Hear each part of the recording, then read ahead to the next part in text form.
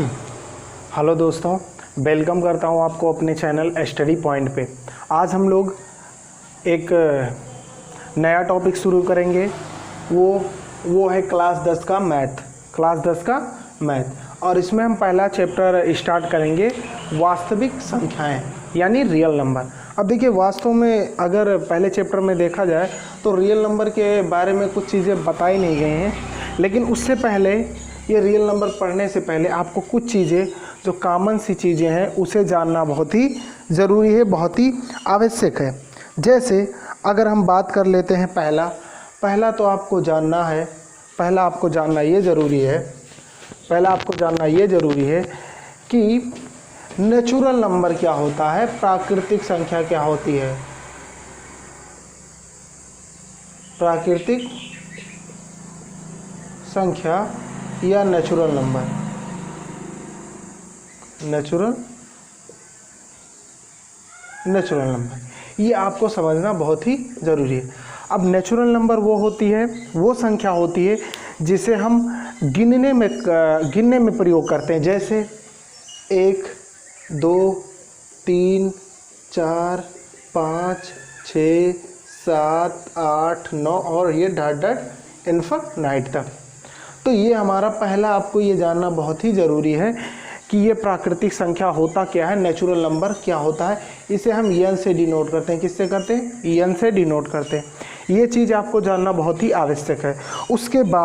उसके बाद अगला हमारा जानना आपको बहुत ही ज़रूरी है, वो दूसरा हमारा है पूर्ण संख्या यानी होल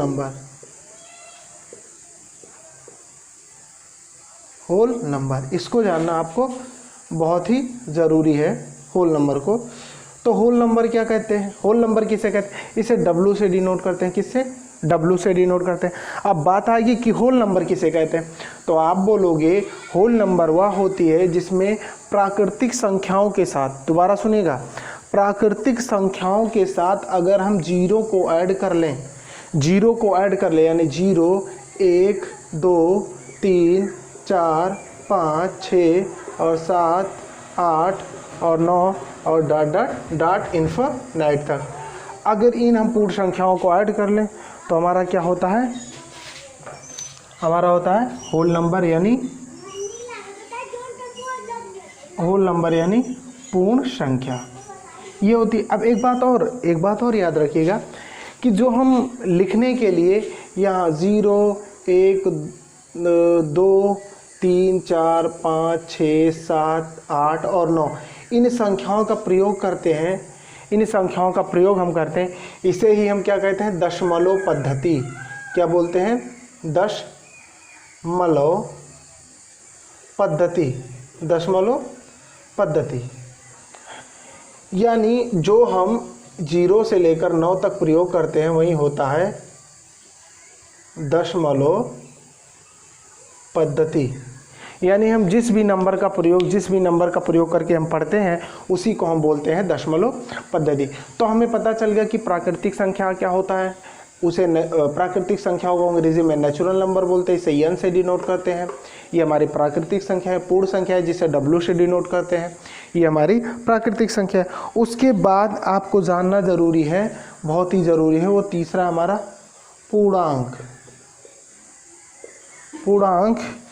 पूर्णांक या आप बोल लो इंटीजर। स्पेलिंग पे मत जाना। पूर्णांक का मतलब क्या होता है? इंटीजर। पूर्णांक का मतलब इंटीजर। अब इंटीजर क्या होते हैं, पूर्णांक क्या होते हैं? इसे जो हम जेड से डिनोट करते हैं। किससे? जेड से। ये आपको इन 11 में या फर्स्ट ईयर में मिलेगा ये सब सेटों के बारे में जानकारी। अगर आप नहीं जानेंगे तो बहुत गड़बड़ हो जाएगी। ये नेचुरल नंबर को एन से, होल नंबर को W से, इंटीजर को जेड से डिनोट करते हैं। ये जानना आपको ज़रूरी है। अब पूर्णांक होता क्या है भाई, वो जानना हमें ज़रूरी है। चलिए दोस्तों देखते हैं पूर्णांक क्या होता है। जैसे हमने ले लिया -4, -3, -2, -1, 0, 1, 2, 3, 4, 5, 6, 7, 8 और डॉट इन्फिनिट तक, और इधर भी इन्फिनिट तक। यानी पूर्ण संख्याएं वो होती हैं जिसमें निगेटिव नंबर भी हो और पॉजिटिव नंबर भी हो और जीरो भी हो, तो उसे हम क्या कहेंगे?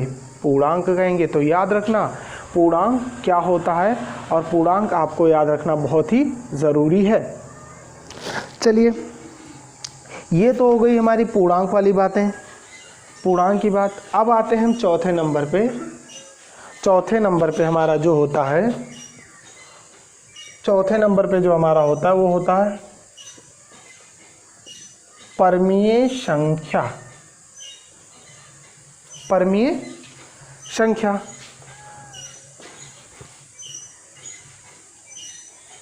परमीय संख्या। अब परमीय संख्या क्या होती है ये जानना बहुत ही जरूरी है। अब देखिए परमीय संख्या क्या होती है। परमीय संख्या, परमीय संख्या यानी इसे अंग्रेजी में बोलते हैं रैशनल नंबर। रैशनल नंबर, इसे हम क्या बोलते हैं? Rational number. और इसे हम डिनोट करते हैं किससे? क्यू से। इसे डिनोट करते हैं क्यू से। अब रैशनल नंबर क्या होता है, परमीय संख्या क्या होती है, वो हम सीखते हैं। तो परमीय संख्या जो हमारी होती है, परमीय संख्या, परमीय संख्या होता है जिसे बटे के रूप में लिख सके, जैसे 3/2, 4/3, 5/2, 7/3, ये सभी हमारी क्या है? परमीय संख्या। लेकिन परमीय संख्या के लिए एक चीज़ याद रखना कि जिसे हम p/q के रूप में लिख सकें। किसमें? p/q के रूप में लिख सकें, p/q के रूप में लिख सकें। लेकिन जो हमारा q हो, जो हमारा q हो वो नॉट इक्वल जीरो हो, जो हमारा q हो वो नॉट इक्वल जीरो हो। कभी भी नीचे जीरो नहीं होना चाहिए, कभी भी ये नीचे जो है वो जीरो नहीं होना चाहिए। इसका मतलब ये होता है, यानी परमीय संख्या वो होती है जिसे p/q के रूप में लिख सके, वहीं क्या होता है? हमारा परमीय संख्या होता है। लेकिन q नॉट इक्वल जीरो, यानी q जो है वो जीरो नहीं होना चाहिए। या q जीरो होगा तो हमारा आ जाएगा इन्फानाइट, यानी अनंत आ जाएगा। तो इसीलिए q जीरो नहीं होना चाहिए। चलिए, ये तो हमारी रही इन सब की बातें, प्राकृतिक संख्या, पूर्ण संख्या, फिर नेचुरल नंबर या होल नंबर या परमीय संख्या, इन सबको हम कैसे लिखते हैं, कैसे डिनोट करते हैं, और जो हम पढ़ रहे हैं वो कौन सी पद्धति का प्रयोग कर रहे हैं, ये सब चीज़ें आप लोगों ने सीखी। अब चलिए, अब आ जाते हैं, एक और हमारी बची है, एक हमारी बची है अपरमेय संख्या। अपरमेय संख्या, तो अपरमेय संख्या होती है जिसे p/q के रूप में नहीं लिखा जा सके, p/q के रूप में नहीं लिखा जा सके, वही हमारी क्या होती है? परमेय संख्या। अब एग्जाम्पल के लिए देख लीजिए, एग्जाम्पल के लिए देखिए, √2 हो गया, √3 हो गया, और √5 हो गया, और पाई हो गया। देखिए पाई जो होता है अपरमेय संख्या होती है। पाई क्या होती है? अपरमेय संख्या होते हैं। इसे बोलते हैं इर्रेशनल नंबर, इसे हम बोलते हैं, इसे बोलते हैं हम इर्रेशनल नंबर, इर्रेशनल नंबर। तो परमेय संख्या क्या, अपरमेय संख्या क्या होती है? जैसे √3, √2, √3, √5 और पाई। देखिए पाई का जो मान होता है 22/7, इसका लगभग मान है, किसका लगभग मान है 22/7। लेकिन अगर पाई जो है, पाई की बात की जाएगी तो वो अपरमेय संख्या है। लेकिन अगर हम 22/7 की बात करेंगे पाई के मान की, तो ये एक क्या है? परमीय संख्या है। क्या है?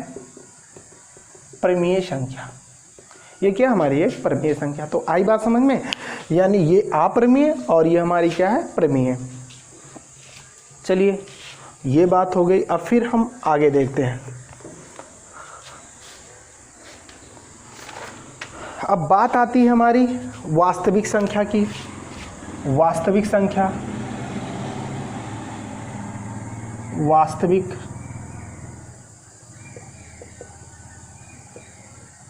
संख्या, वास्तविक संख्या आखिर में होता क्या है? वास्तविक संख्या जो होता है, वास्तविक संख्या जो होता है, वास्तविक संख्याएं जो होती हैं वो परमीय और अपरमीय का एक समूह होता है, एक ग्रुप होता है। अपरमीय, परमीय और अपरमीय का क्या होता है, एक ग्रुप होता है, एक समुच्चय होता है। जैसे 1/2, 3/2 ये सारी परमीय संख्या। अब हम लिख दें √2, √3। तो ये हमारा क्या है, देखिए इसमें परमीय संख्या भी आ रहा है और ये अपरमीय संख्या भी आ रहा है, और इसे हम बोलते हैं वास्तविक नंबर। वास्तविक नंबर यानी रियल नंबर।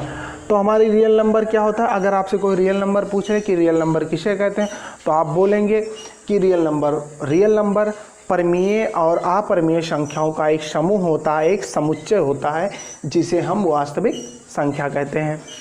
ये तो बात हो गई हमारी वास्तविक संख्या। अगर अपरमीय संख्या में क्या आप लिख सकते हो, परमीय संख्या में 1/2, 3/2, 4/2 ये सारी परमीय संख्या हैं। लिख सकते हैं हम इसमें क्या, √2, √3, √5 या पाई, ये सभी क्या हैं, अपरमीय संख्या हैं। अगर हम देखें तो ये परमीय संख्याओं को हम दो रूप में लिख सकते हैं। एक तो होता है हमारा पूर्णांक, क्या होता है, पूर्णांक, और एक होता है भिन्न। भिन्न तो आप देख ही रहे हैं। अब पूर्णांक का मतलब होता है जैसे -1, -2, -3, 0, 1, 2, 3 और 4। अब ये बताइए क्या हम इसे भिन्न के रूप में नहीं लिख सकते?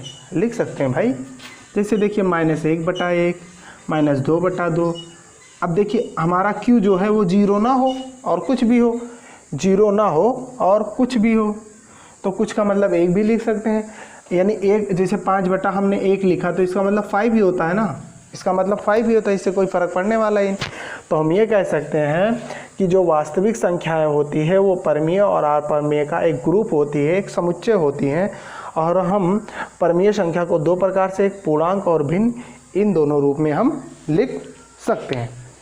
चलिए ये तो हुई बात आज ये हमारी। अब चलिए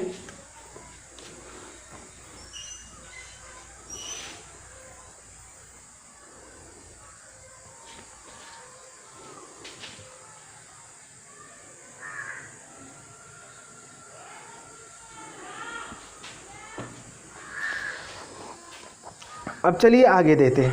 और आगे हमारा चैप्टर जो है, चैप्टर में जो हमें पढ़ना है अगला टॉपिक वो है हमारा यूक्लिड विभाजन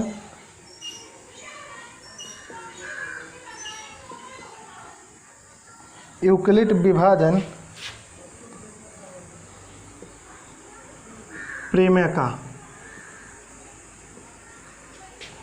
ये हमें पढ़ना है। अब यूक्लिड विभाजन प्रमेयिका क्या होती है? प्रमेयिका का मतलब सबसे पहले हमें देखिए, ये यूक्लिड विभाजन तो एक व्यक्ति का नाम था। अब हमें समझना है प्रेमिका क्या है।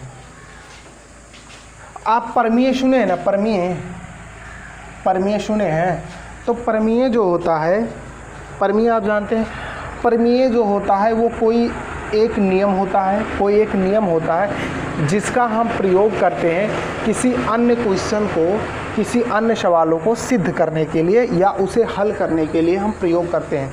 तो वैसे ही ये हमारा प्रमेयिका है, इसका हम प्रयोग करते हैं।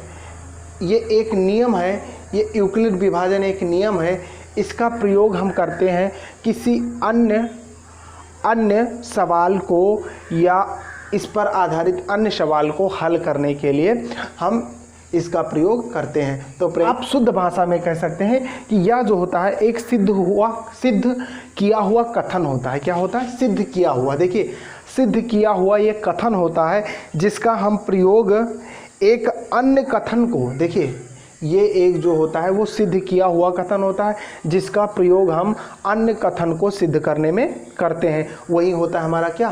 प्रमेयिका या प्रमेय। ठीक है, तो ये बात हुई प्रमेयिका का मतलब। अब देखिए, तो हमें पढ़ना यूक्लिड विभाजन प्रमेयिका। तो यूक्लिड विभाजन प्रमेयिका जो है वो हम अगले वीडियो में डिस्कस करेंगे। आज आपको थोड़ा थोड़ा बता दिया गया, आप इसे प्रैक्टिस करिएगा और कल हमारे वीडियो का इंतज़ार करिएगा। कल आपको एकदम परफेक्ट यूक्लिड विभाजन प्रेमिका के बारे में बताया जाएगा। तब तक के लिए धन्यवाद। फिर मिलते